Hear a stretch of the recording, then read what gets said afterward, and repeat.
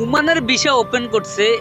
এখন কত তারিখ ভিসা চালু করবে, কত তারিখ থেকে বাংলাদেশ থেকে লোক ওমানে আসতে পারবে, এই বিষয়টা শুধু ডেটটা আপডেট দেওয়া বাকি আছে। ওমান শ্রম মন্ত্রণালয় থেকে অলরেডি ঘোষণা করেছে যে 2 মাসের মধ্যে ওমান বাংলাদেশের সাথে ভিসা খুলবে।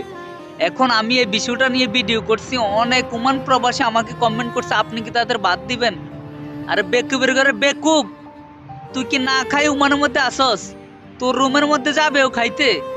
তোর রিজিকে যা আছে ওর রিজিকে আল্লাহ কি কোনো ব্যবস্থা করে দিবে না?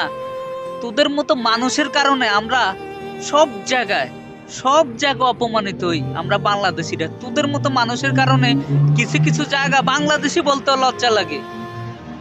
তুই যে বলছস আমি কি খাবার দিব, ও কি তোর কাছে খাইতে যাবে?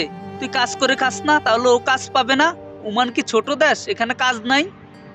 মানুষ যে লোকের জন্য হাজার হাজার মানুষ কাজ ছেড়ে দিচ্ছে, তুই বলতেছস আপনি কি বাদ দিবেন? তারপরে দালাল উল্টা পাল্টা, এখানে দালালের কি দেখলি? ওমান শ্রম বাজার অনেক বড় একটি বাজার, এখানে শুধু বাংলাদেশ না যেই কোনো দেশের মানুষ আসলে ভালোভাবে কাজ করতে পারবে। তাহলে ওখানে যদি আমাদের বাংলাদেশি মানুষ এসে কাজ করে দেশের রেমিটেন্স পাঠায়, আমাদের দেশ উন্নত হয়, তাতে তো আমাদের দেশেরই উপকার, আমাদের দেশের মানুষই স্বার্থ পারবে, আমাদের দেশটা উন্নত হবে। তোদের সমস্যা কি?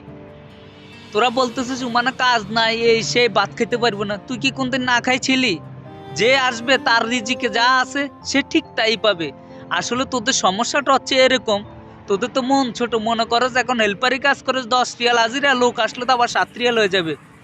যারা এরকম চিন্তা ভাবনা করস তোরা আজীবন ছোট ছোট নিচু নিচুই থাকবি, মেতরের জাত।